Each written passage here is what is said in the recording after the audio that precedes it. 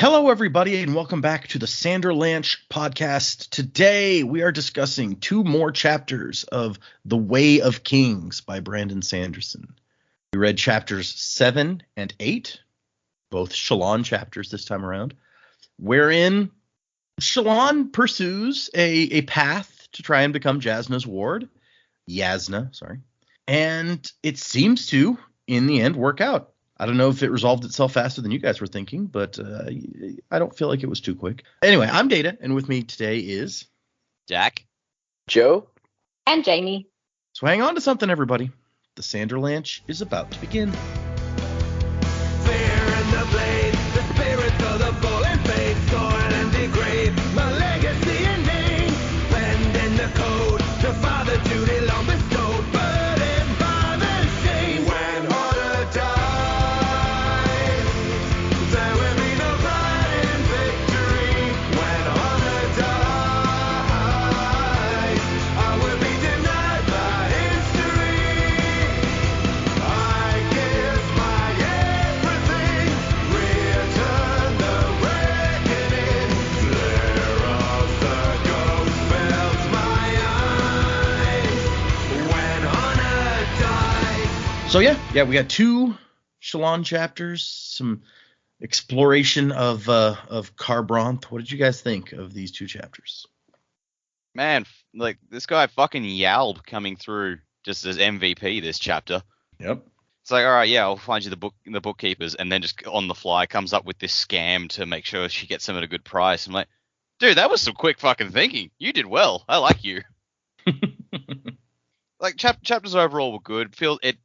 We say this every time when we're early in a book. It is set up, but it was interesting. I don't think this was too quick for Shallan to get officially taken in by Yasna, because like now that we have an inkling of what Shallan's plan is, I'm like, all right, well, we don't want to spend too much time getting into Yasna's good graces, because otherwise it's just going to be that's going to be extra padding. So no, I like the pace at which this moved. Really, all I have to say for these chapters is fucking Yalb, MVP. He absolutely was. Like from the fact that she was just like, "You're still waiting for me?" Like it's been hours to the end. Yeah, he's just all the way through. Good guy, Yalb. Yeah. Yeah, I 100% agree with Dak here. I was actually thinking before we started the podcast, like, what do I want to talk about? Because although, there's quite a bit, these chapters do take a little bit to read. There's not a ton that happens, but yeah, my one big thing that I was like, man, this Yelp guy's awesome. I hope he's not just like a minor character that's now done with. I hope he pops back up, because he seems like a fun guy, and he also seems like a reliable dude. So good guy Yelp for the win. Other than that, Shallan, yeah, I feel like the timing for her, I feel like if we went many more chapters without her becoming the ward of Jasna, and also nothing else happening to her, that it would be way too much. So I feel like this was the appropriate amount of time for her to become the ward.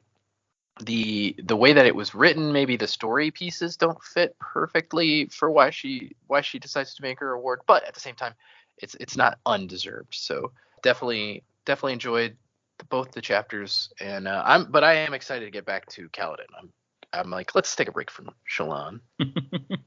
Spoiler, I think the last three chapters of there's three more chapters left in part 1 of the book, and I think they're all going to be Kaladin. So, Oh well. but yes, it's because okay, so last week Jamie's like, I wonder if she'll be able to annoy Yasna into like taking her on, and so as I was reading for this week, I was like, is that what she does? Does she just annoy her to the point of, I don't know that I would say that, but there's some parts of it that are almost that. I reckon we're not quite at annoy until you finally give in. I think, I feel like it was earned in some capacity, but I also feel like if Yasna was really set on not having her there, that it would have taken a lot longer. Mm. We're really only talking about, it's been a couple of hours since she met her for the first time. So I was like, okay. I think my sentiments overall definitely echo Dak and Joe. MVP for sure, and was definitely the standout of these chapters. Our new friend. And I actually really enjoyed her process when she was drawing. I at first thought, oh my God, we're going to sit here and talk about all her drawing like for ages. What the hell? But I liked it, and how like the creativity sprint or creation sprint or whatever Yeah, I they think it was were, where they creation come and sprint. like check out what she's doing, and it sort of got more intense. And I liked how it was like from her memory and then on a page. There was a lot of discussion about like it's part of the soul, like that memory is a part of the soul and then put into the page. And I'm like, oh, I wonder what this is. It could just be drawing, but it could be a little bit more going on with it as well. Yeah, like I sort of liked how intense that got. I didn't feel like it went on too long. I don't think we need more chapters of her drawing, but I quite enjoyed it. And the little snippets of like what the hell happened at home. There's more and more to be uncovered about Shallan, and I still really like her. So I'm pleased that we're kind of at the end of that. She's making her case to Yasna. I think if that went on much longer, it would probably be dragging, but I think the pacing's been pretty good so far. So yeah, still enjoying it. Okay. Yeah, I personally I kind of like the drawing bits where, because I can't draw, and so like seeing this person who's like actually a really good artist and their process and stuff is interesting to me, just because I am completely devoid of that talent. Yeah, and part of me is like, okay, yes, there's obviously like talent there, and I've got a lot of artsy friends, and you're like, okay, cool. I can sort of see and how you think about that. That makes sense. But I'm also wondering how much, like, is there something else going on in there as well? I don't know whether it's sort of within the realms of what we already know, or if there's something else happening. Not sure. Wouldn't even hazard a guess at this point. But I don't know. She could have some special ability. Yeah, I think it's definitely intentional that Brandon's like, is she just a good artist, or is there something more going on here? Little bit of a tease. Absolutely. It's working. Good job, Brandon. Somewhere he's listening to this just going, thanks. Yeah, appreciate that. Yeah. Of all the accolades, that made the most impact. Yeah, cool. Yeah. Okay, well, here, let's get into these chapters. And I think Joe is probably right that we may get through these relatively quickly. And then next week, of course, we will have 6 to deal with. So that may take a little longer. It'll balance out. Chapter 7 is called Anything Reasonable. And do anybody have any idea what, like, there's a symbol that happens at the beginning of the chapters for Kaladin's chapters, and there's one that happens for Shallan's chapters. And I don't know if you guys have noticed that, but Kaladin's chapters, it seems to be like a bunch of spears and like a flag or something, which makes sense to me. Does anyone have any clue what just at the beginning of Shallan's chapters is? It's like, what the fuck is that? Yeah, well, can you describe it? Because I feel like I must not have been really paying attention. What does it look like? Oh, goodness. I'm not even sure how to describe it. Here, I'm going to send you the picture of it. Like, yeah, can Duck or someone put a photo in the chat? I'll take a picture now, put it in the group chat, because, yeah, I don't know how you describe that. So are we talking about the bit, like, where it's got the name of the chapter, or the bit underneath it? The bit under the circular bit, yeah. Oh, the circular Looks bit. like a volcano. Yeah. Well, it kind of does look like a volcano. The circular bit, again, I don't know what this means because I went to the con blind, but it looks like a giant creature that people were cosplaying at the con to me. That's what it looks like to me anyway. There were monster cosplayers at the con? I didn't know that. Yeah, kind of. I mean, I don't know what they're considered in this world, if they're considered monsters or what, but... I put an image of Kaladin's so that you can kind of compare from the previous. Oh, okay, let me see. Kaladin's here. Monsters, you say? And it looks... Could there be tentacles? I mean, if there's when I heard monster, I went tentacle monster for sure. His that looks like a war banner for him. But then on hers, just to comment on the guys surrounding the little thing, I mean, that to me looks like how she describes a certain type of priest, like with the shaved head and the beard and stuff. Yeah. Oh yeah. Yeah. Each we haven't talked about that either, but each of the chapters does start with like also this little kind of arch, and it's got the different faces on. So yeah, what maybe hers is the soul casting of the marble into the ground or something. I don't know. I can't really make it out. even if you can look at it up close, big in the book, it's still kind of like, what on earth are you? At least I think so. Mm. Okay, yeah, just curious if you guys had any thoughts on that as I was moving past it. The epigraph, they are a flame, they burn, they bring the darkness when they come, and so all you can see is that their skin is a flame. Burn, burn, burn. Subject was a baker's apprentice, 21 seconds pre-death. Yeah, really cheery. Yeah, right. I don't know that any of these have seemed particularly cheery, to be fair. I mean, well, he's a baker's apprentice. He's saying they're aflame, they burn. Did he just turn the oven up too high with the morning's loaves? Could you imagine that something was burning in the oven? It's a flame. Oh dear. Yeah, he just looks at the oven. He's like, flamey-o, tough. I have a question in regards to the epigraphs. So we did speak that like the days of the weeks and the months and stuff were all like out.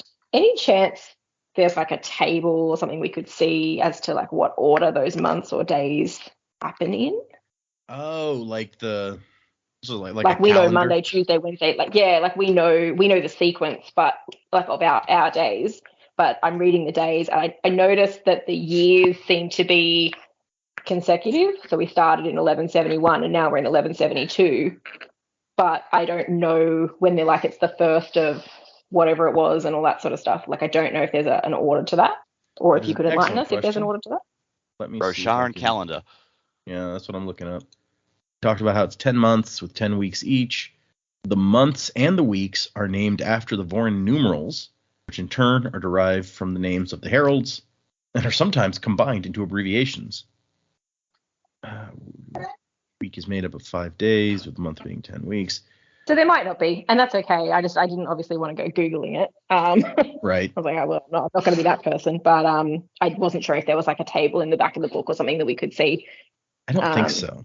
Just noticing that the years were kind of consistent in that prompted the question. Cool to see if they were in some kind of order. Wait, hold on. Now I'm looking at. I got to find out. So collected on Palahishev, 1172. So that sounds like.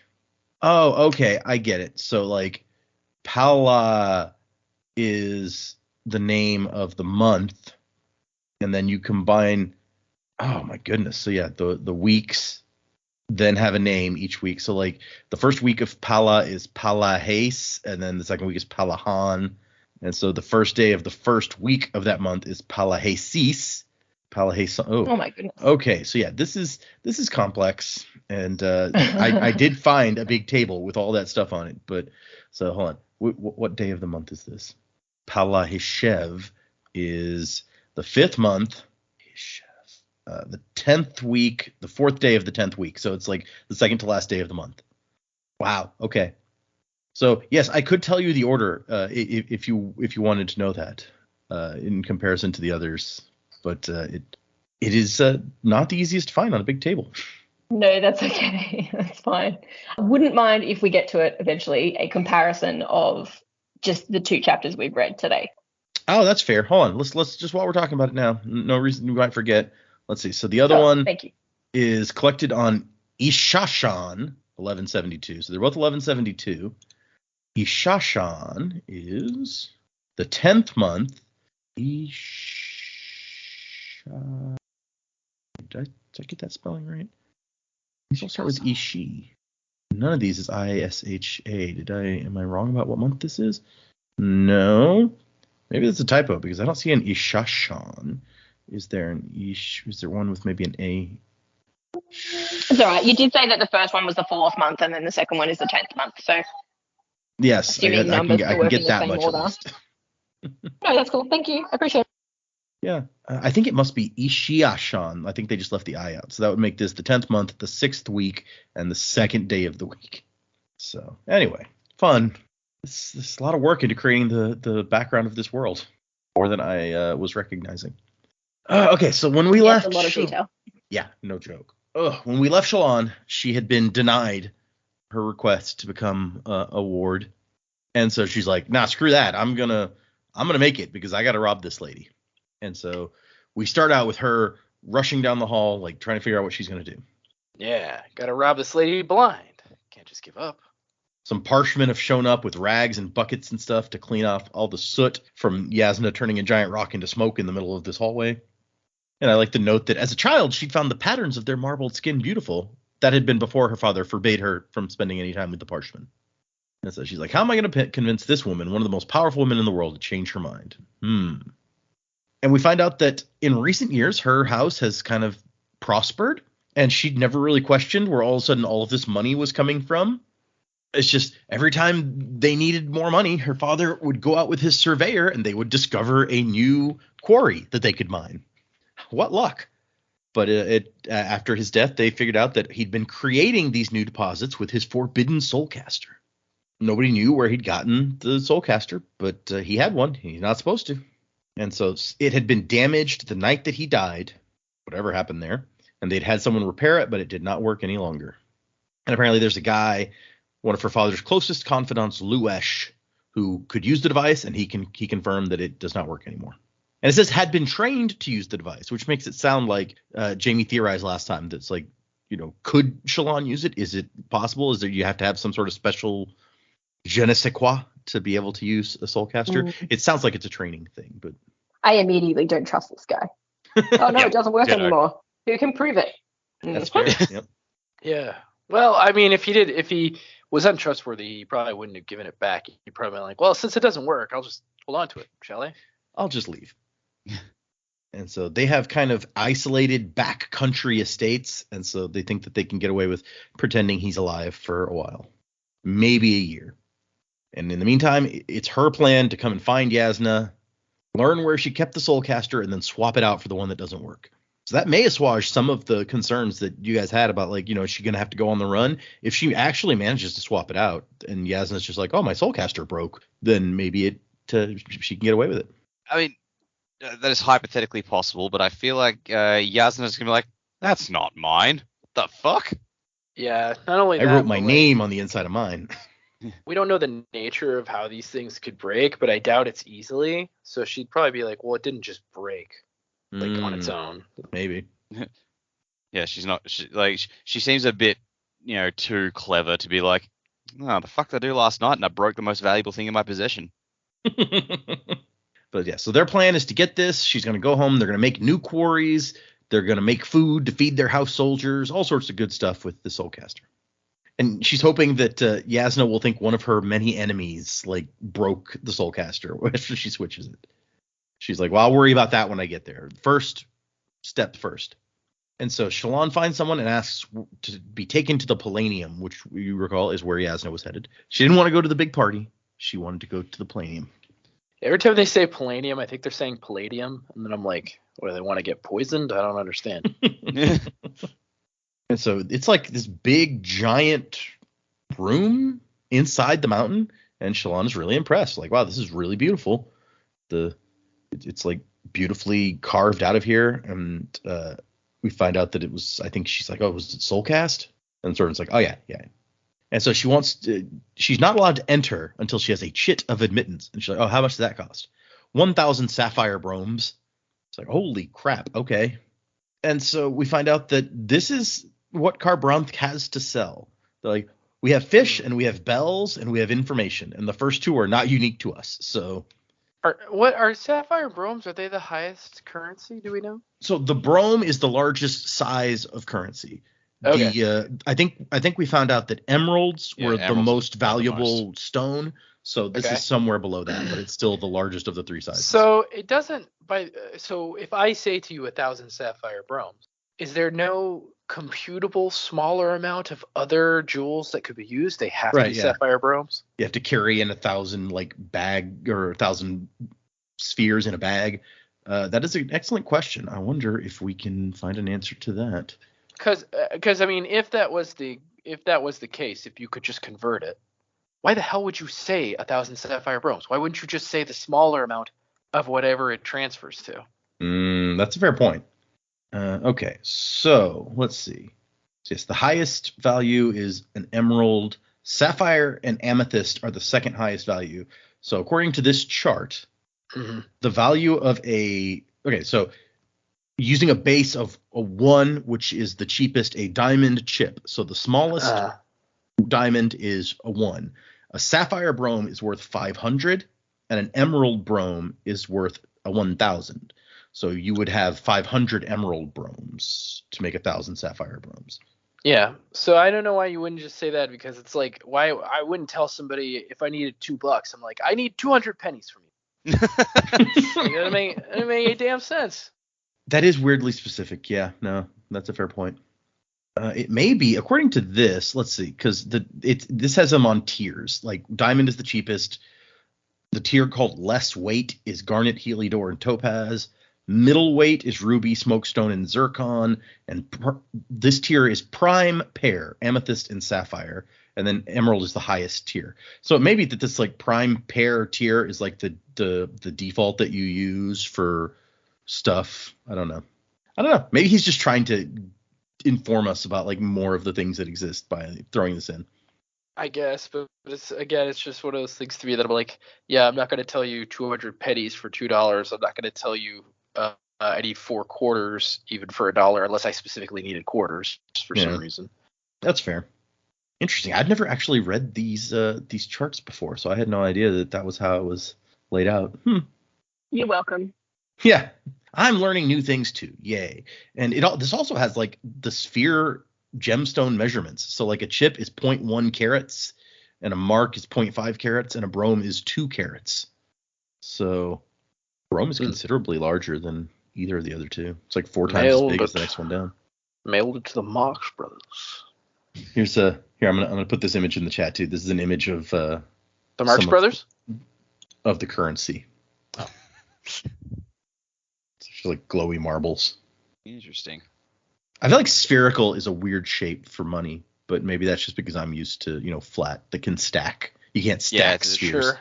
It's not exactly practical for a wallet like we have, but I guess if you just just pouches, right? You got a marble pouch. Yeah. Yeah. I feel like it would be hard to sort them though because they're round, That's true. They would get unsorted very quickly unless you had different pouches for. Yeah. Well, that's just a lot of pouches to carry. Right. Yeah. You just have to have one pouch and you like pull out a handful and pick out the ones that you want. I guess it was the same when you had like a coin pouch that was just throw your coins in there. So it's not that different. No, it's different.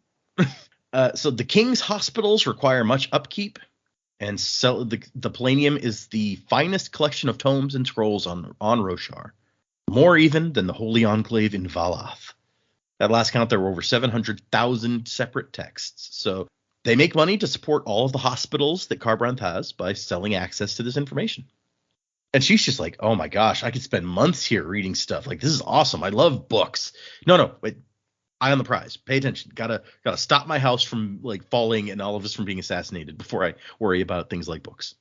Get rich, then buy the library. Yeah, right. Yeah. Gotta concentrate. It's not about Nate. It's all about the art. Oh man, that is it's a deep cut. Oh, that's in case anyone was wondering, that is from Commentary the Musical, which is the commentary track available on the DVD version of Dr. Horrible's Sing-Along blog, which in and of itself is a rare find. I mean, there's some great songs on there, though. Rogues, commentary is great. Ninja Rogues. Yep, $10 solo. Great song. The Moist song. That was before that guy was on Big Bang Theory. It was. Like, he was not nearly as famous as he became later. Yep. Anyway, so she's like, okay, I don't have 1,000 sapphire bromes, so can I just wait for somebody out here? Like, oh yeah, there's some like reading alcoves you're allowed to sit in. And so she asks her to go and find out if Yasna has one. And then we get a couple of little flashes about like her youth. She was the only daughter. She felt like a piece of delicate crystalware locked in a cabinet to be displayed but never touched. But then after the incident, she'd been the one to take charge. Nan Balat, bruised, his coat torn, a long silvery sword in her hand, sharp enough to cut stones as if they were water. And then she goes, nope, don't think about it, don't. So it sounds like somebody they knew killed their dad. Like, is that what I'm understanding? She was the one with the sword, and she was like a magic sword bearer? It's definitely, I think, intentionally vague here. So what we know is Nan Balat, whoever that is, right, was bruised and had a torn coat, and she recalls holding a long sword in her hand. Sharp enough to cut stones as if they were water, which I think implies that it may be a shard blade. Right. But she held a sword at some point. Somebody that she knows the name of was bruised and coat torn. So who Okay. knows? So maybe not specifically that person's sword, but somebody she knew. So yes, Yasna does have an alcove. You can go sit in there if you want. Okay. And so she's like, I got to have a plan. Yasna's not going to just change her mind easily. I got to come up with something. And so she sits down in Yasna's alcove and she's like, okay, first I need to clear my mind if I want to plan. So she pulls out some drawing paper, her charcoal pencils, her brushes and ink and all this stuff. And she's going to start drawing. And we saw an instance or two earlier of her like taking these memories that she's now going to like put down on paper. She took a memory of Yalb. She took a memory of Yasna doing the soul casting thing. And at the time, I don't know that it was clear, like, what does that even mean? What is she, why is it saying this? But now we kind of know she's doing this in order to draw it later. And so she draws Carbranth the way that it looked when she got here. And we get, as Jamie said, a pretty lengthy description of her drawing and how she's approaching this, the way that she moves and creates these pictures. And it says that she's transferred the memory onto the page. The memorized image is gone from her head. So she can't do it again. She couldn't draw the same exact thing again. The memory is now gone. She'd have to go take a new memory. Then she draws Yalb. And she's like, can I get that smirk just right? Like this guy, he's great. This seems to be like the weird magical thing to this. Because like, what do you mean you took a memory and then now it's gone? It does seem a little bit strange, right?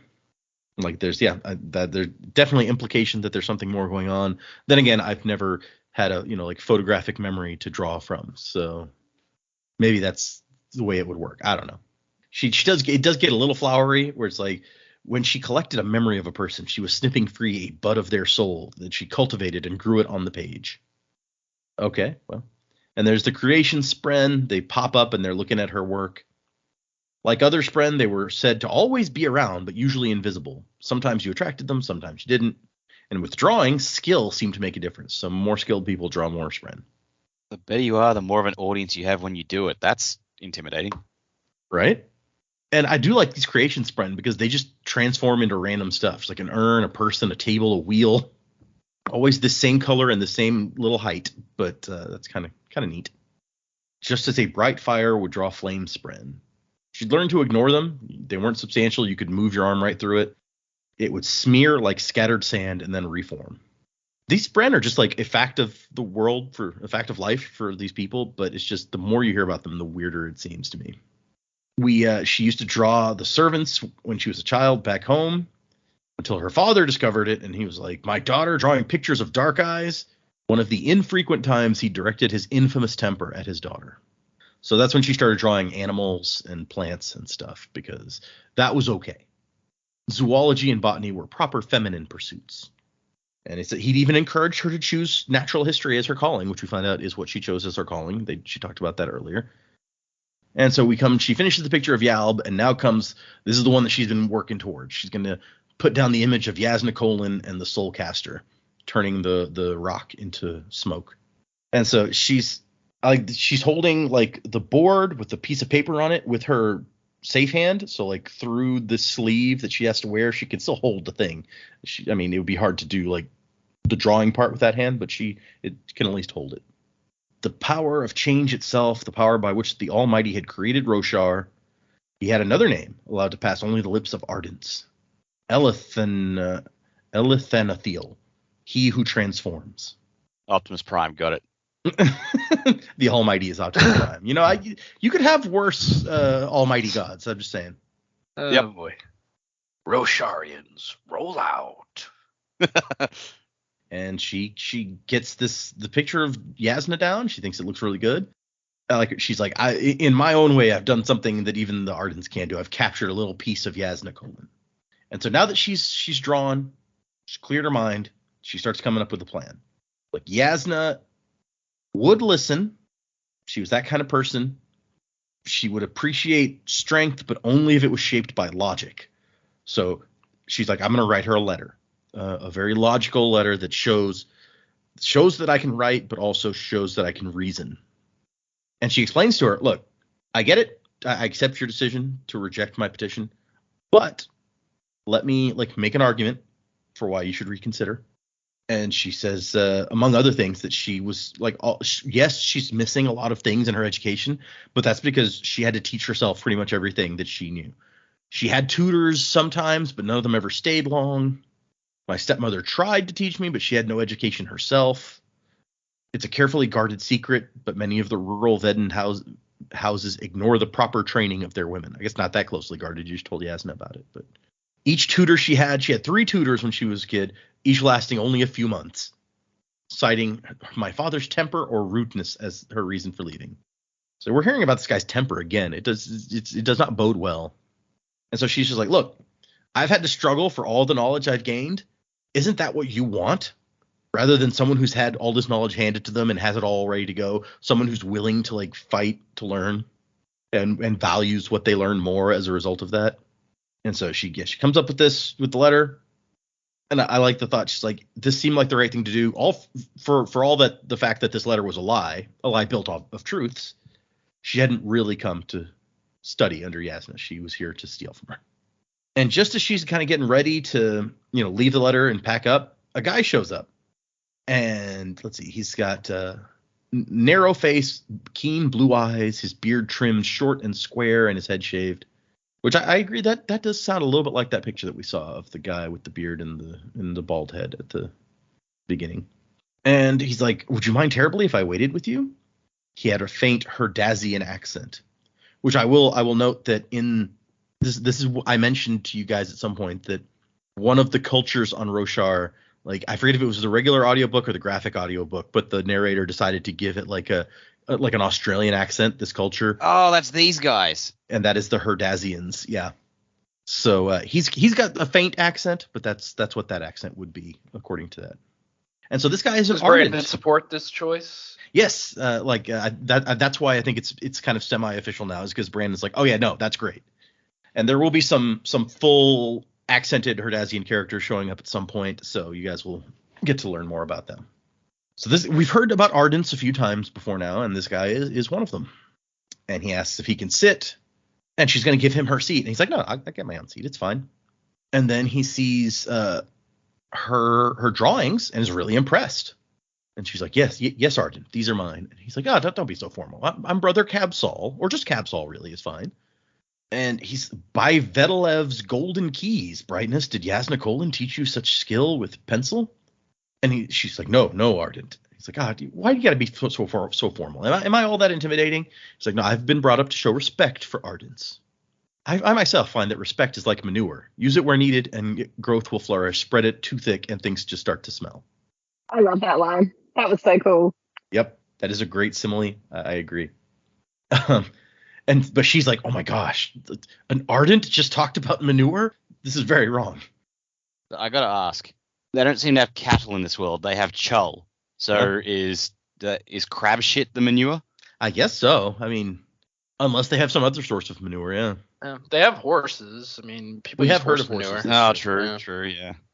Apparently, they're way more valuable than chulls, so they may be comparatively rarer. I don't know. Maybe they're just harder to breed. Maybe chulls breed like crazy. Giant I guess crabs higher breeding quality. like crazy. Sounds like my kind of place. High quality manure is still manure, though. It's true. Doesn't matter where it come from. It'll erupt into a veritable orgy of invertebrate sex. All right, I am there. Right, do you even know what invertebrate means? No, that's not the word I'm interested in. Man, who would have thought we get to use that word in context? Yeah. It's true. It doesn't come up as often as you might think. He's a doctor. A doctor, honey. She's like, no, if I showed an Ardent a lack of respect, then I would be showing a lack of respect to the Almighty. I was like, oh, okay. Is this how you would respond to the Almighty, all the formality and bowing? And she's like, no, I mean, probably with screams of pain, as it's written that to look on the Almighty's glory is such that you would immediately be burned to ash. So yeah, no, that makes sense. And so he's like, hey, what do I have to do to put you at ease? Do you want me to get up on the table and dance? And she just stares. And he's like, no objection? Alrighty then. And it's like, no, please don't dance on the table. I promise not to respect you any longer. He's like, the table jig threat always works. Almost always works. I've only ever had to go through it with it once. And he says that he lost a bet one time. And she's like, well, but you're an ardent. You can't have possessions. What did you bet? 2 deep breaths of a winter rose's fragrance and the sunlight's warmth on your skin. That's abstract. All right. And she says that he asks her, no, really, where did you learn how to draw like this? And she says, Dandos the oil sworn. He's like, oh, yeah, master of the pencils. Now, I don't want to doubt you, but I am curious how he could have taught you since last I checked, he's been dead for 300 years. And she's like, oh, yeah, no, I learned my dad had a book of his instruction. Did you learn this from a book? Yeah. He's like, I need to read more. I like that line, too. That was good. I laughed at that. And then he lacquers the picture for her. And she's like, oh, I can do that. And he's like, no, I'm an ardent. We don't know what to do with ourselves if we're not keeping busy doing things for others. It's best just to humor me. And so he says, oh, so you're from Yakaved? And she's like, yeah, you know that from my hair or from the accent? And he's like, well, really from the way that you treat ardents. The Veden church is by far the most traditional. And so he's like, what does Brightness Yasna think of your skill? And she's like, yeah, she doesn't seem to care about the visual arts. And he has the impression that she's part of Yasna's entourage. And she's like, oh, man, I didn't mean to give you that impression. Look, I'm trying to get taken on as a ward. I'm not like with her. And so he asked if she will do him a favor. And she says, yeah, okay. And he's like, let her know that I stopped by, okay? And Shallan's like, I mean, what business does Yasna have with an ardent when she's a confirmed atheist? It's like, she knows you? And he's like, well, no, I hope that she's heard of me since I've requested an audience with her several times. And I do like, she keeps apologizing for the misunderstanding. He's like, no, don't take responsibility for my assumptions. That's on me, not you. This guy is very personable and he seems nice. I hate him.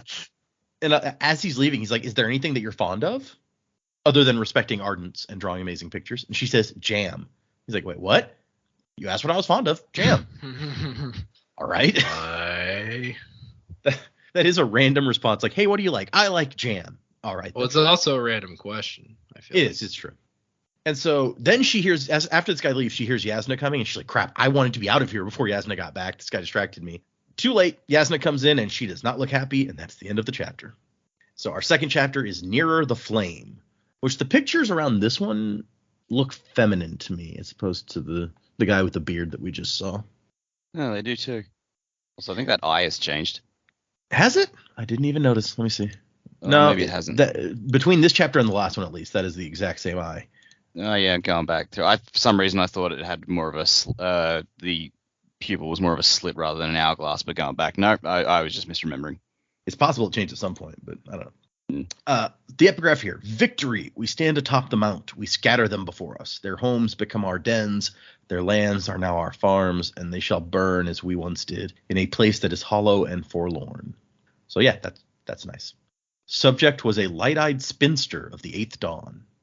That is a weird thing for an old lady to say. Yep. I was thinking the same thing. And so Yasna's like, so you are here. And she tries to apologize, and Yasna's like, I've wasted enough time on you already. You're going to leave, and I'm not going to see you again. Do you understand? Yes, I'm sorry. And she takes off.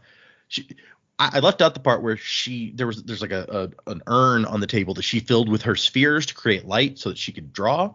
And she retreats so fast that she leaves those and a lot of her stuff, it seems like. She has her satchel with her, but other stuff is left behind. And so she runs off, and she just like kind of hides around a corner and is just like, it says she's barely keeping back the tears of embarrassment and disappointment. Angry people unsettled her. She couldn't help but think of her father in one of his tirades, couldn't help but hear screams, bellows, and whimpers. That doesn't sound good.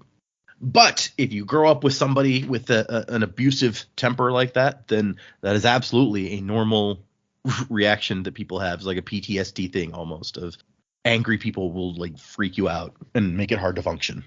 It is a thing I have seen. And she's just berating herself in the corner like, idiot, what made you think you could do this? And then all of a sudden someone's like, Brightness Devar?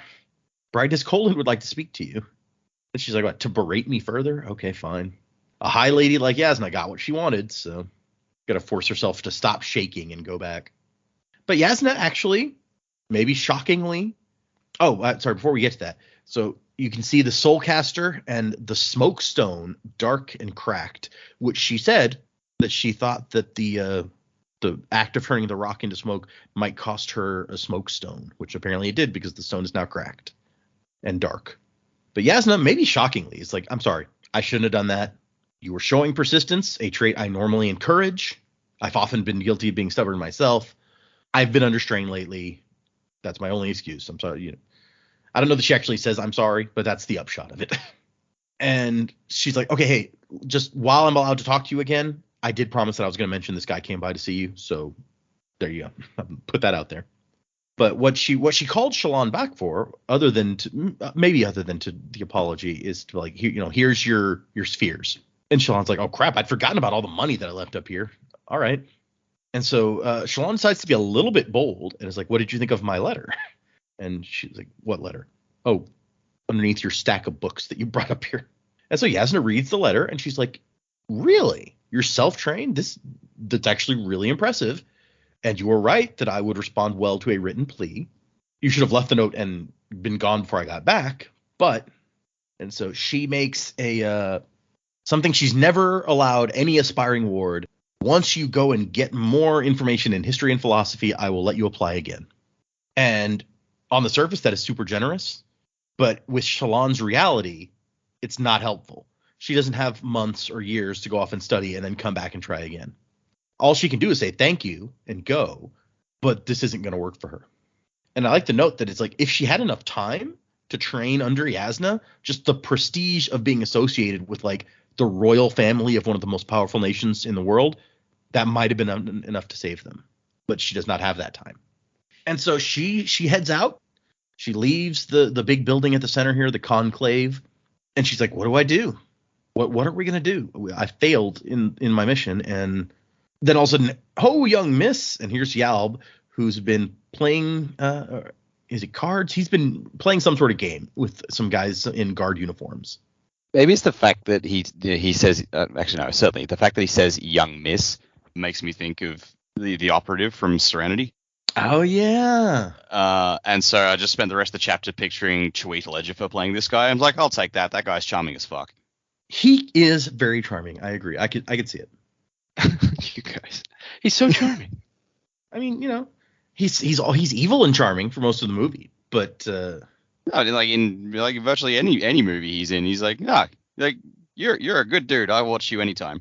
That's true. I mean, I was about to say he's also like evil and charming in Doctor Strange. Now that I think about it, True. Not the first one. well, I guess towards the end of the first one is when he kind of takes the turn. Yeah, and the stinger. And then he dies in the second one, so it's like, well, that was fucking pointless. Did he? I don't think we saw him die. At the beginning of the second one, we didn't. Hold on. No. I think you're thinking of the third one. Oh, Am I wrong? There's only 2 Doctor Stranges. There's only 2. Oh, I'm stupid. No, like he was meant to die, but they deleted the scene and left it open. Maybe that's what I'm thinking of. I mean, alternate reality him was also kind of charming and evil. So Yes. Yep. anyway, there's our MCU diversion of the moment. And she's like, yeah, why are you still here? You should have gone back to your ship like hours ago. He's like, I found myself a game of cabers here with these fine upstanding gentlemen of the city guard.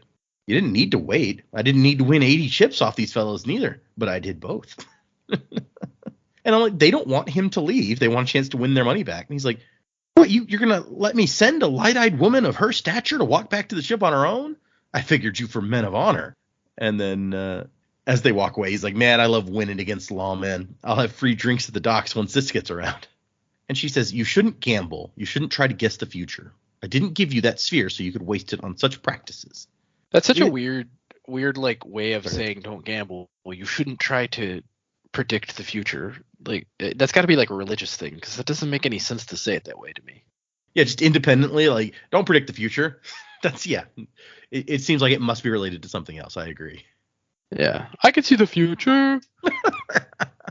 It ain't gambling if you know you're gonna win, young miss. You cheated? Not so loud. Cheating 4 guardsmen now, that's a trick. Hardly believe I managed it. He said, that is not proper behavior. And he goes, I mean, it is if you're a sailor. That's what they expected of me. Watched me like handlers of poisonous sky eels. Okay, now we know that there's sky eels that are also poisonous, which just, it makes it even worse than it was before. Yeah, this sounds, every time I hear more about sky eels, I'm just like, why do these things exist? Yeah, no. Yep, whichever shard is on this planet must just hate his people. It seems like it, right? Yeah. Yeah, it sounds like sky eels are something that should be in Australia, though. You know what would be hilarious? Flying poisonous snakes. Yeah, we're gonna try that. They're in Herdaz, or was it Herdaz? Yeah. Is that where the Australian people came from? Yep. And so he's like, "Do you actually want to go back to the boat?" I just said that to get out of the situation I was in. And he's like, "Yeah, I guess." Or she says, "Yeah, I guess." The meeting was unproductive. And he's like, "She didn't take you. What's wrong with her?" Chronic competence, I should guess. And so he's like, "Oh, you got to keep trying." I tried twice. And he says, "I mean, in gambling, the third time's the charm." He actually says, "In cards, you always got to try a third hand. It wins the most often." And she's like, "That's not really true. The laws of probability and statistics." And he's like, "Yeah, well, whatever. I don't know much about math. I do know the passions. You win when you need it most, you see." So apparently the passions, capital P, is a pagan superstition. Mm-hmm. It sounds like he believes in the heart of the cards to me. Yeah, exactly. You pull the card when you need it most. He's like, "Now, guardsmen, for my next draw, I will believe in the heart of the cards. Winged Karibo." And my turn. Yugi didn't have winged Karibo. Technically, he did. Well, he gave it to we never saw him play it, I guess is what I meant. Correct. He gave it to Jaden Yuki. We have the most random side trips. Yu-Gi-Oh! Digression accomplished. So she's like, "You know what? I don't know that he's right about third time's the charm, but what do I have now? I've got shit. I'll try again." The worst that can happen is that she's like, "No, I'm not going to let you try again after all." And she's never going to have the chance to try again anyway if her whole family's assassinated. So I need a book merchant, she says. "Can you find me one who's open at this hour?" And he's like, "Oh, stores don't stay open late here. Yeah, I'll get you some." And so he just asks around and finds the bookshop. And I do like something that I've heard mentioned in multiple fantasy stories, I think, but it's just like it always seems weird. Merchants of the same type tend to clump together. Seems dumb if you ask me, but I guess merchants are like fish. Where you find one, you'll find others. I think that's just speaking to real life, right? Yeah. Like that does happen. Like you have a Starbucks right across from like another coffee place. That's true. In my mind, it makes more sense to do like for example, with Chick-fil-A, you can't just open a new Chick-fil-A anywhere. It's got to be far enough from all the other Chick-fil-A's that they think it will be able to make money. Right. But at the same time, they do open chicken restaurants next to Chick-fil-A's sometimes. That's true. Yeah. But it's just, I'm like, wouldn't you want to spread out the bookshop so that people in this one area of town, if they want a book, come to you? But maybe it also makes sense on some level to be like, this is the book district. You know, if you want books, that you go to this area and you will find books. Yeah, if you come here, you're going to find some books. It's in the hammock district. On third. Hammocks. Mary Ann's hammocks. Good thing about that one, she gets in the hammock with you. Nah, I'm just kidding. Best Simpsons episode. One of the best, yep. Oh, Albert Brooks. Okay. Yeah. So it is he finds a merchant, Artmern, a Thalen name, so probably Yalba just gone and asked some other Thalens about bookshops. And she enters the shop, and there's not a lot of books displayed in the shop. There's a woman standing behind the counter, but when she's a Thalen, but she wears a glove. So it's Thalens have their own system of ranks, it says. At least they weren't completely pagan. They respected eye color, and the woman wore a glove on her safe hand. So the woman says, sit down, Brightness, and then she goes to get the man because apparently doing business is a man's work. And the guy comes in. I can definitively tell you that is not true. And so the guy comes in. And he's like, "Oh, do you want a nice novel? Something to pass the cruel hours while you're separated from a lost love, or a book on geography with details on exotic locations?" He had a slightly condescending tone and spoke in her native Vedin. She's like, "No, I would like an extensive set of books on history and 3 on philosophy." And then she gives the names of some of the same names that Yasna said to her, basically. So his assumptions about what she wanted to read, that struck me as a bit weird because don't we know that like the women seem to be the ones who are well read and doing the research and stuff like that? It's not. Yep. I agree. Yeah. It feels What's up with more, this guy? It feels more like maybe an age thing to me because she's young. And so he's like, oh, like a teenage girl will want like this kind of thing, right? But you make a good point. it seems weird all around. Because even later, he's like, yeah, I've had that one read to me. It's good. It's like, hey, dude, you don't even read it. So what are you talking about? Well, that's how men find out what's in books, is women read it to them. You got the audio. Yeah, that seems like yeah, exactly. That seems like such a weird system. It's like, if you're gonna say that culturally men don't read, you might as well just not have it read to you either. I mean, at that point, you got other stuff you can do. That is a recurring joke in the fandom, is that if you listen to the audiobook, then you are a good Vorin man for having someone else read it to you. It says he'd probably have his wife read to him. Even if he could read himself, he wouldn't want to offend the customers by doing so in their presence. But he would handle the money because commerce was a masculine art in most situations. But yeah, he's super condescending, and Jamie makes a good point about, like, maybe that's not a great idea, because, like, how does it make sense here? He's like, why is a young flower like yourself bothering yourself with such topics? Can't I interest you in a nice romantic novel? They're my specialty. Maybe that's what it is he's the place that people go for romantic novels, and so he's trying to push it. I don't know. Or maybe It's he more just about likes getting romantic better. novels. Yeah. Like he loves the romance. He loves those Fabio covers. And he keeps pushing in the most foolish way, it seems to me. He's like, are you certain you want something so ambitious? And eventually she has had enough of that, and she starts trying to kind of talk circles around him with her witticisms. He's like, I see you were a woman of discriminating taste. And she's like, I mean, I do like my meals prepared carefully. Yeah. I mean, discriminating taste in books. I've never eaten one, actually. I did have a moment just going, light song? What are you doing here? Yeah, a little bit, right? And then she kind of goes off on him about discriminating, and I'm not certain discriminating is the right word. That's to maintain a prejudice against. Can a person afford to be exclusive with what they ingest? And yeah, it just goes on for a while of her. I really liked that spiel. I thought that was cool. It is fun. I agree. And as Jamie kind of rightly points out, he kind of deserves it for being an idiot in how he's trying to sell her his books. I just love that she's absolutely playing with her food here. You stupid man. When it comes to you, I do have discriminating taste. And it's just, is it a good idea to ever be condescending to people that you want to buy stuff from you? I think is really where we land here. Yeah, it's not a good idea. Works for car salesmen. Well, okay. Well, depends on who you bring in with you. Right. When they do that crap to me, I'm like, look, man, I don't have to buy a car here. I can go buy a car anywhere.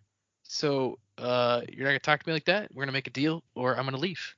You hear the stories about, like, people. It's like, yeah, this woman goes to buy a car with her husband or her dad, and the car salesman just talks exclusively to the man, and she's like, okay, Yeah. no, I'm the one buying the car. Screw you. We're gonna leave.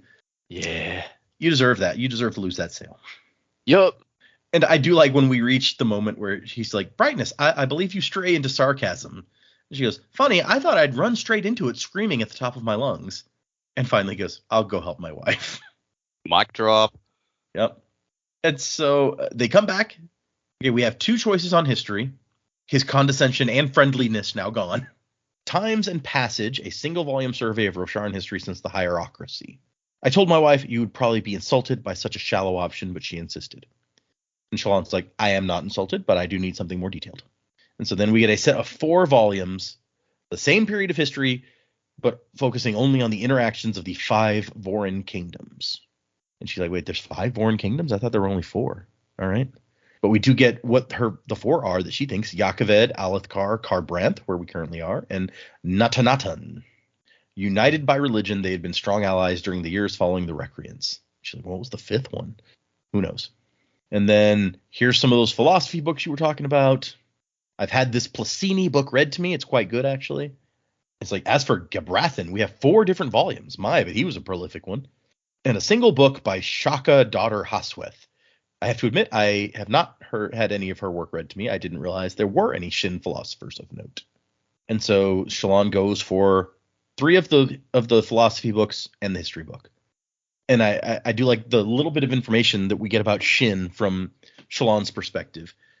A philosopher from distant Shin, where people lived in mud and worshipped rocks. The man who'd killed Yasna's father nearly 6 years ago had been Shin, the assassin in white, they called him. Which, that's a nice dramatic name, isn't it? Yeah. Again, Assassin's Creed, but whatever. And so he's like, for buying this many, I'll give you a discount, let's say 10 emerald bromes. So there you go. There's jumping to the highest denomination for this sort of thing. He doesn't say 20 sapphire bromes. An emerald brome was the largest denomination, worth 1,000 diamond chips. And that's almost all the money that she has left. Or actually, I'm sorry, she only has about 8 left. So that's slightly more than she has left. And she's just like, oh, I guess I'll only be able to get some of these books then, and starts pulling out her money. And here's where Yob comes in. He's like, Brightness, my master bids you return. He's reconsidered his offer. And then he looks at the book merchant. Don't buy from this man. He's a liar and a cheat. My master will sell you finer books at a better price. And the guy's like, who the hell are you? Who's your master? Barmest. He goes, that rat. He sends a boy into my shop to steal my customers. She came to our shop first. And Shallan's like, man, this guy's a good actor. Okay. You had your chance. Run along and tell your master I refuse to be swindled. And let's see. He's like, Yalb's like, how much is he asking for these books? 10 emerald bromes for these 7 books. And you didn't walk out? My master offered you a better deal than that. Come on. I'm sure we have the same books. He'll sell them to you at a better price. And the book merchant's like, I didn't expect her to take the first offer. I mean, I'll take 8, which is how much she has. So that would have worked out. And Yalb's like, no, I'm sure my master will be able to sell you these same books for 2. And the book merchant's like, surely you're not going to patronize someone so crass as to send a servant into someone else's shop. And she's like, well, I mean, at least he didn't insult my intelligence. And the guy gets a glare from his wife. Yeah, that's deserved. And then he says 2 emerald, 3 sapphire, which, since we know that like 2 sapphire is equal to 1 emerald per Joe's mention earlier, it should actually be like 3 emerald and 1 sapphire. But maybe Brandon hadn't even worked out the precise exchange, or maybe that chart that I found is wrong. Yeah. Well, it could be either of those things. Either way. Maybe if like on the dollar, you're perceived to be less, like how everything, if something like $8, but it's marked as $7.99, you're like, oh, less than $8, like by a hair, but nah. I learned early on from my brother Data to not view the price that way. He was like $9.99. No, it's $10, Joe. Okay, got it. It's true. It's actually $10.81 after tax. Yeah, it's actually 10 and some change. Yeah, it's 8.25 for sales tax in our good old Tejas. 8.25%. Perception. Yalb's like, what? No. If you want cheaper, no, I'm sorry. The guy tells him, if you want cheaper than that, then go with this guy. The books will probably be missing pages. And so finally she says, okay, I'll do it. And Yalb slinks away with a curse from Artmern's wife. I can't. These freaking. Yeah, Artmern. These names of the. Who are these guys? Thalens? Yeah, the Thalens. Thank you. Anyway, so Shallan, that's like a third of what the guy originally asked for these books. So she saved a lot of money. And like when she gets outside, Yalb's just hanging out, chilling. And she goes, how did you know that what a fair price was for the book? And he's like, fair price for a book? I don't know. I just figured that he'd be trying to take you for as much as he could. That's why I asked around for who his biggest rival was and came back to help him get more reasonable. Absolute fucking boss move. Yep. Yalb saves the day big time. And she's like, was it that obvious I let myself be swindled? He's like, well, yeah, just a little bit. But conning men like him is almost as much fun as cheating guards.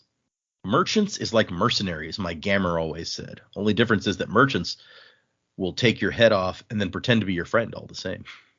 I like how that harkens back to the Warbreaker mercenary discussions. I hadn't thought about that till you said it. Damn it.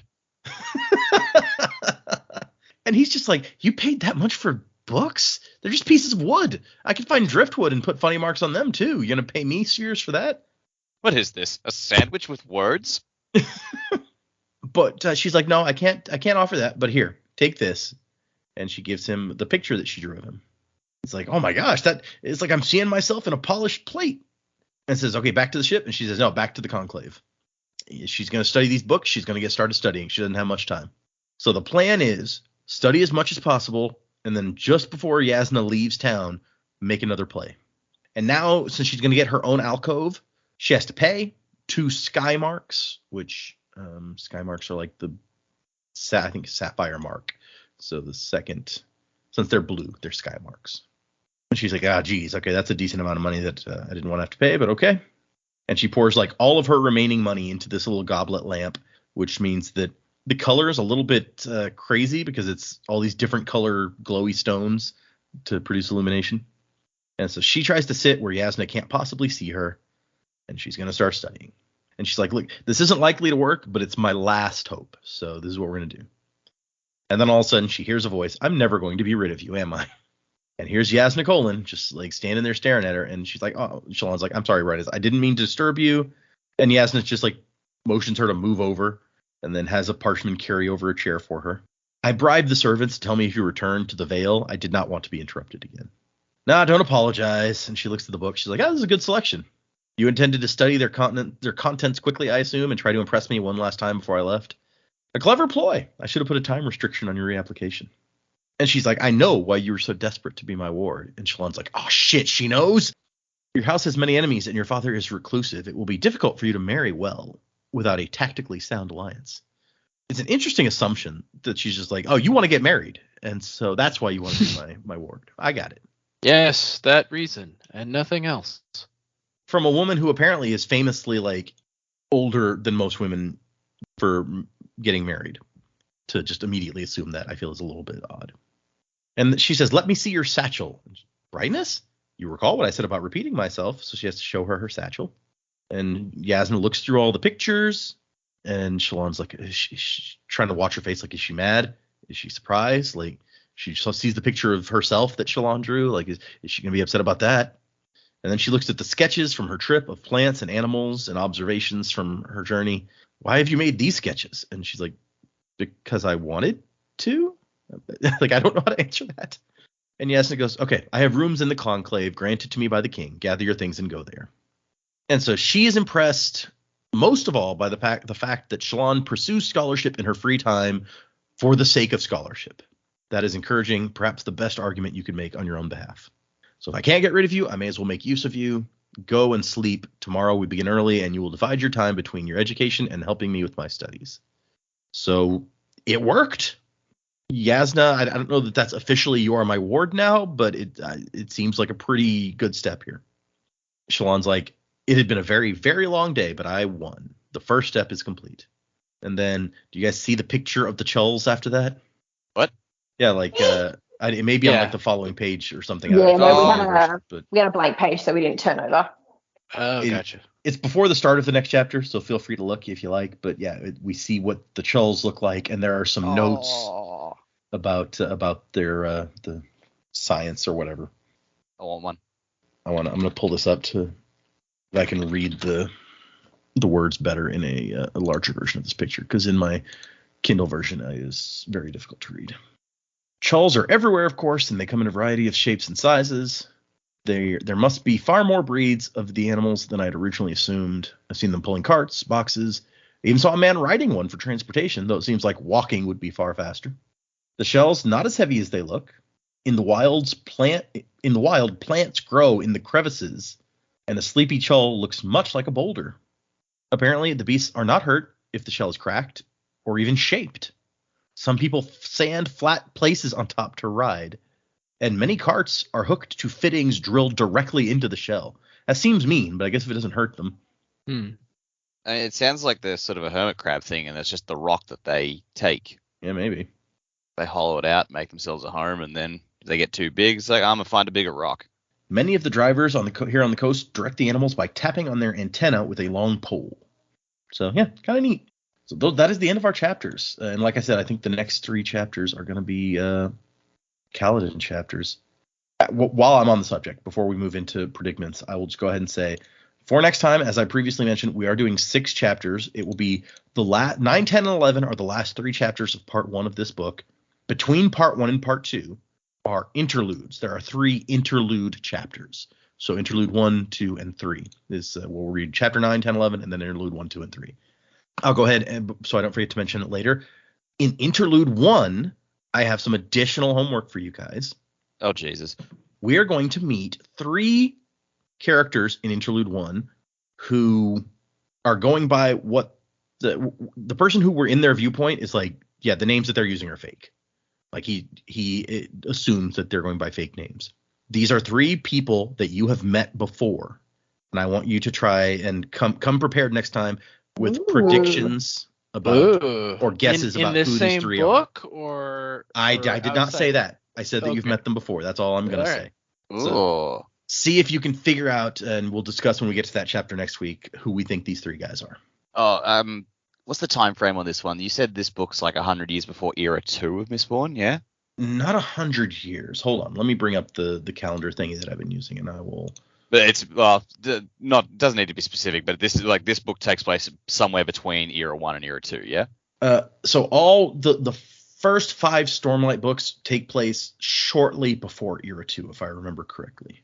Okay, right. On the whole, let me see. So this specific one would be, we're in the Way of Kings. Seth is born. I don't care about that. This would be where we are currently, according to this timeline, is the year 10,955, and Wax returns 10,967. So this would be about 12 years, if this is correct, before the beginning of Alloy of Law. Oh, okay. So yeah, that's a good point. That obviously, if someone hasn't been born yet, that was in Era 2, then they are probably not the people who are going to be showing up. So Yeah. his son Maxilium, probably not the guy. Predicaments. Let's. What do you guys think? Where are we going? What's going to happen next in this book? Well, we've really only got Shallan to go on. Like, we've got nothing for Kaladin at this point, and the next few chapters. Well, I don't know how the interludes work, but you said we're doing 6 chapters. The next 3 are Kaladin, and then the interludes. Like, who knows if Shallan and Yasna are even going to show up? I don't know. I think. I feel like Shallan is probably going to really. I feel like she knows she can't obviously lean on asking too much about the Soulcaster, or else it's going to make it obvious her little scheme to steal it once that's been done. So I don't know. She needs to learn about the Soulcaster. She needs to learn about how to use it. So maybe now that she's been taken in and she knows she's on a time crunch, she needs to manufacture situations where the Soulcaster is necessary so that she can see it in action and study it that way. So I think she's going to maybe get Yal and some of the other guys to help her out. They're going to try and set up, I don't know about emergencies but specific situations that can only be solved by the Soulcaster just so she can see it operate. Interesting. Yeah, okay. I can see because one of the things she said was, I need to find out where she keeps it. So if you come out with reasons for it to come out, then yeah, you're a lot more likely to see either where it came from or where it goes to after, right? So that's a good point. Yeah. But she also needs to know how to use it. There's not much point stealing it if you can't figure that out. So she needs to see it being used and sort of extrapolate from that. Yeah. Okay. Yeah, I like this prediction. Okay. Yeah. Yeah. That's all I really got this time. Food for thought. Fair enough. Yeah. I mean, like you said, if there's no more Shallan and Yasna for this section of the book, at least, then you can't predict much based on that. And we didn't see any new Kaladin stuff this time, so nothing that you can add unless you came up with something between last time and this time. Cannot say that I did. Yeah, fair enough. Okay. Yeah, I'm kind of in the same boat with Dak. I mean, we haven't seen any Kaladin so far. So with Shallan, I mean, she's being taken on now, so perhaps we'll get to see some kind of stuff going forward with her and Yasna. But I don't know, the way that these sections are written, it may be that we shift to different characters for a while. We may even lose Kaladin after a while for this section that's coming up. I don't know. So yeah, I'm just going to kind of stick with what I've already theorized in the past, because there's not really a whole lot to go on, just that we now know that she's been taken on. And so I will put out the theory that she's not going to be able to swap these things out. That's not, I really just don't think that's going to work for her. Okay. She's going to have to, and maybe it'll even be one of those things where she wants to really get involved with Yasna and learn stuff and actually want to learn things. How she's going to save her family that way, I don't know. I mean, even if Yasna can teach her how to use the Soulcaster, then she can just go home and use it herself. Or if they could find some way to fix it, or I don't know, something. But I don't think obviously I don't think the story is going to go how this character is planning at this very moment. Sure. I mean, yeah, that's probably a fair guess at this point in the book, right? When everything is setting up and we've been told her plan, probably not going to go to plan. Yeah. Yeah, I'm not by any, I'm not in any way saying that my prediction is groundbreaking, but that is my prediction. Yeah, that's fair. Okay, makes sense to me. Okay. So I think that somehow Shallan is going to try and swap out the Soulcaster with the broken one. And I think how she's going to do that is that Yasna needs her Smokestone either replaced or something repaired, or I don't know whether she has to send that off to get someone to inset a stone. So maybe Jarl can be involved with some lightness of hand, or try and be involved in putting a situation together of some sort. Not really sure how he'll be involved, but I think he's got to be involved. He's very useful to Shallan. So I really hope we actually see more of him, whether it's immediately or maybe it's a bit further down the line. Who knows? But I definitely hope we see him soon. But I think that's her opportunity. Whatever she's got to do to fix it, for Yasna to fix her Soulstone, that's her Soulcaster, sorry. That's her opportunity to swap them out if she was going to. Also could be reason enough that it doesn't work anymore, because she thought it would cost her a stone, but maybe something's happened in the repair or something. It might help, or she might actually be able to take it long enough to do what she needs and get it back, maybe. Oh, yeah. So yeah, I think that's going to happen there.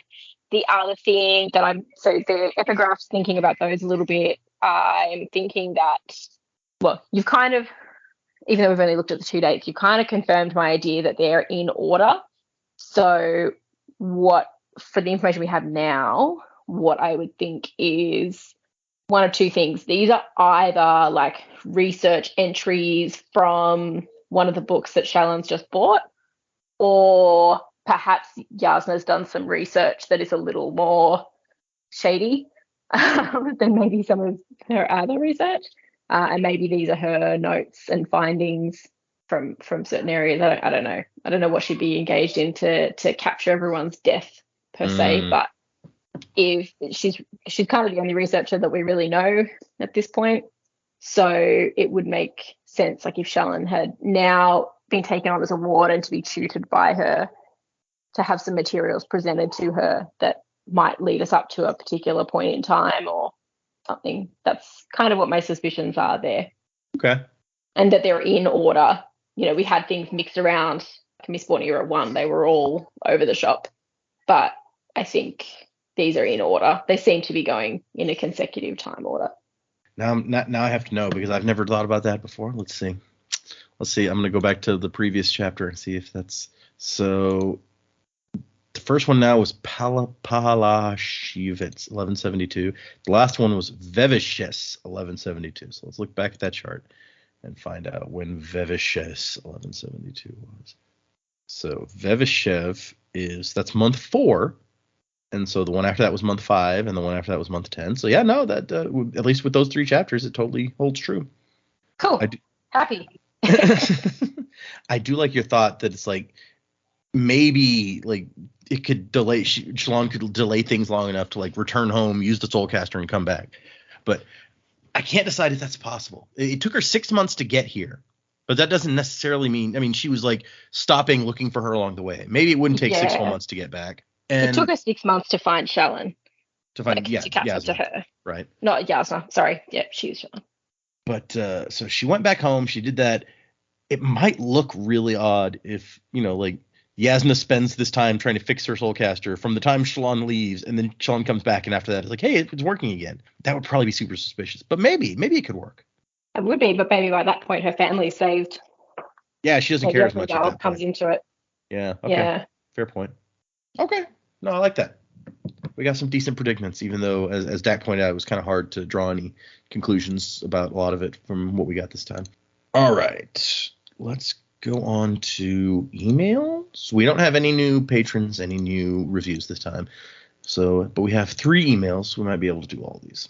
The first one is from Becca. It says, Way of Kings. Hey, y'all. So excited to experience the Stormlight Archive with you. I've been listening for about a year and a half and originally used your second era Mistborn podcast to refresh my memory when I first heard its official release date. I assume she means refresh her memory before the new book came out. Since then, I've been listening to all of your adventures and loving seeing what you may predict next. I super excited to hear for Stormlight since it is the series I know best.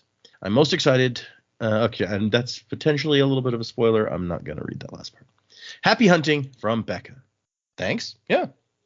I'm excited for Stormlight also. And it's Thanks, Becca.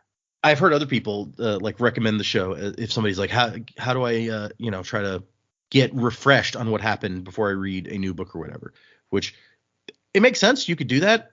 I feel like it's a long way around. It might be as long as listening to the audiobook to listen to us talk about them, but whatever works for you. The next email is from Diaria. The Way of Warbreak Kings is the title. Hello, crew. I'd been falling behind on the podcast since I decided to read Warbreaker along with y'all and just didn't find the energy to. Then someone on the Discord mentioned that The Way of Kings is beginning, so I've successfully binge listened to all of Warbreaker episodes in the past week.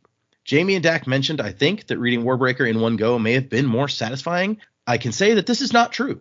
All of the feelings the crew put forth about the ending were very much in my head when I first read it, and I haven't really heard all that many people complain about it.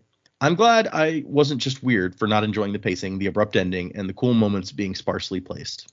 I think Brandon relied too heavily on the annotations for this, and that the whole writing in public thing did not work.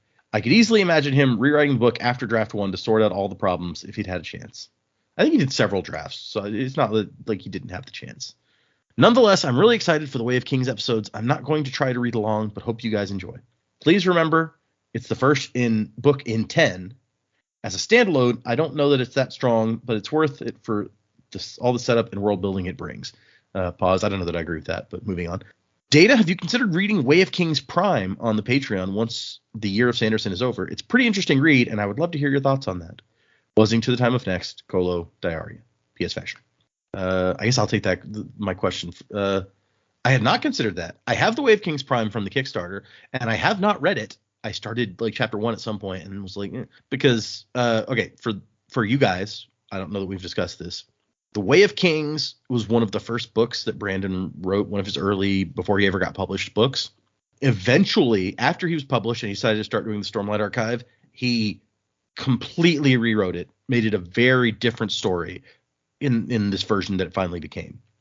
And so a lot of the characters are the same. Some of them have the same names but are different. Some of them are different but have the same names, stuff like that. Some of the story points are similar, but it's I know that in a lot of ways it's a more traditional, maybe more what you would have expected. Like Kaladin, becomes a big hero at the beginning for winning that battle or saving someone's life and ends up on the Shattered Plains as a hero type person, something like that. I don't even know for sure, but kind of the story that you might have expected about the lowly spearman becoming big and because of how good he is, instead of what actually happens where he gets turned into a slave and sent to the Shattered Plains that way. So it's an interesting. I'll give some thought to maybe doing the Way of Kings Prime on the Patreon if I don't have anything else going on, because that would give me a reason. I started reading it and I was like, I don't know that I want to read the different version of this, because I like the version that I have read. Besides which, I don't want to start then getting confused about, which one is the version that actually happened, where I'm thinking back on events. But it might, if we don't have something else to put up on the Patreon, that might be worthwhile. I'll think about that. Okay, last email from Matt. Hey, Sanderlanche crew. I've been a fan of the podcast for a while, listening week to week while you guys were covering Bands of Mourning. I fell off due to life, but when I saw you started Way of Kings, I decided to start the binge to catch up. On Lost Metal now. Quick question. I feel like I remember you all having hesitation to start the Stormlight Archive, and I was wondering, if so, why? Stormlight is my favorite book series, and in my opinion, peak Cosmere. I don't know that it was a hesitation to start Stormlight Archive. I think it was more, do we start it before or after the Lost Metal was the real question, because we didn't know what the Lost Metal was going to bring before it came out. We had some hesitations, well, not so much hesitations about the book itself, but just the scope of it. We talked about it in the last Warbreaker episode. Okay, that's fair. And I think our other hesitation, like you said, was that we didn't know what Lost Metal was going to have, and then even when you did read it, you were trying to decide. Yeah. And I think most of us were on the side of, well, let's finish out Era 2 if we can. Right. And so I think most of us were pretty happy with that decision, because it was like it would be weird to read all of the Stormlight Archive and then go back to this other book after a really long time of not having read the previous ones. But yeah, and that's fair.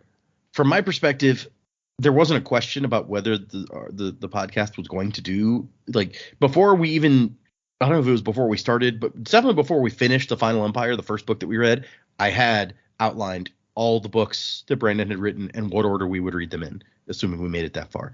So Stormlight was always on the list. It was always where it is now, more or less. I mean, it was after what of Era 2 existed at the time, and then Warbreaker was after Era 2, and this was after Warbreaker.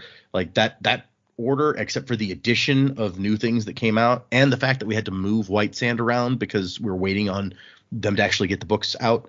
Other than that, the order has not changed much since I originally put it together way back when we first started. So it wasn't a question to me of if we were going to read it, assuming the podcast made it this far. It was just the biggest question was, where's Lost Metal going to fit in? Okay, moving on with his email.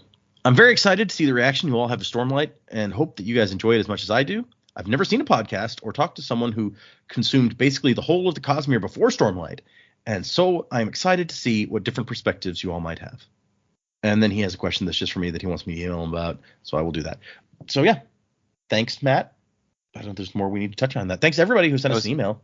I was going to say, it's like, well, not quite the whole Cosmere stuff, because like it was still the secret project ones, but I guess they came out well after. Yeah, they've come out recently enough that probably most people don't count that. This year. Yeah, we did everything that was published beforehand, Cosmere, aside from those three. Oh, and that one short story. Yeah, the one short story that we haven't done yet. That's true. Yeah, I got notification that my book shipped, so it should be here soon. Excellent. I got mine finally. Oh, why did I get mine last? You got I don't all know. the Sanderson stuff. I know, right? It is very pretty. Jack was not wrong about that. Yeah. I've got it next. I've got the 3 Cosmere ones, the Tress and Yumi and the Sunlit Man, next to the leather bounds of Brandon's books on my shelf, and then the Frugal Wizard is like on a totally different shelf between the two Mistborn bookends, because I was like, I don't know where to put this. It doesn't fit. Like my one Sanderson shelf is like maximum capacity now, so the next time a book comes out, I'm gonna have to find a new place to put it. But yes, so thank you everyone. If you want to send us an email, the address is thesanderlanche@gmail.com. Find us on Instagram and Twitter and Patreon, where I've been doing my my read through of the Sunlit Man, and just 2 days ago, from our perspective, I put up my unboxing of the Sunlit Man box, which features the pin of a Stormlight character that we have met. Oh, wow. I'm just going to assume it's Kaladin. I haven't seen it, but that's my assumption. Well, we do already have a Shallan pin, so... Oh, was there a Shallan pin in one of the other boxes? I don't remember which box it came in. From your perspective, it was probably just like, hey, it's some redheaded girl. I don't know who that is. Yeah, well, I didn't get that box because I've only gotten the book boxes. I think you may have helped me when I unboxed that one, if I remember right, though. I feel like I remember a discussion about who's this redheaded girl. Oh, it's somebody from Stormlight. I got you. But yes, so check out our Patreon if you're interested in that sort of thing, listening to me go on, and maybe I'll read The Way of Kings Prime once we run out of new Brandon books for a while, because after Sunlit Man, the next Brandon book that we know of, I think it may be the next Skyward book, which is in November. Well, that's next month. Yeah, it's next month. So yeah, the con. It's when the that's con's coming up happening, quick. That's when it'll drop. Yep. So I won't run out of books for a little bit longer, at least. I don't know when the next one is after that. It may be Stormlight 5, which would be the next November. But we'll see. So thanks, everybody. Thanks for emailing. Thanks, patrons and other people. You guys are all awesome. Remember, for next time, we're reading the last 3 chapters of Part 1, chapters 9, 10, 11, and then the 3 interludes, which are in between Part 1 and Part 2. I think that it's always 3 interludes. Between each part, I think it's consistently 3. So that'll be all the interludes this time. Oh, that's just an ongoing thing. Yeah, between every part, there's interludes, and Brandon tends to use the interludes in these Stormlight books as ways to show us expand on the world a little bit, because right now we've got these 2 main characters, right? One is on the Shattered Plains and one is in Kharbranth. But as we've noted multiple times, this is a very big world, and so he'll use the interludes to kind of show us a little slice of life happening somewhere else on the planet, usually. Not always, but sometimes. How many parts to the book are there? Let me take a look. How many parts to this book are there? There are 5 parts. Oh, that tracks with the whole 5s and 10s thing it has going on. I guess it does. That's a good point. I hadn't thought of that.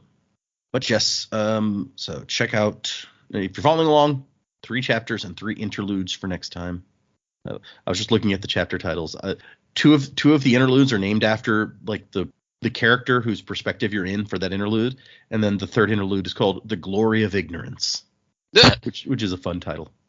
So yes, come back next time for wrapping up part 1. Part 1 was called "Above Silence." Music by Miracle of Sound. 6 chapters for next time, and wasing to the time of next. Colo, P.S. Vasher. Crab at thee. Ghost of the fallen, the wind is ever guide, and vengeance a calling, a spectre in the night. Ghost of the fallen, golden wings are gliding, feeding the souls so the world can return to life.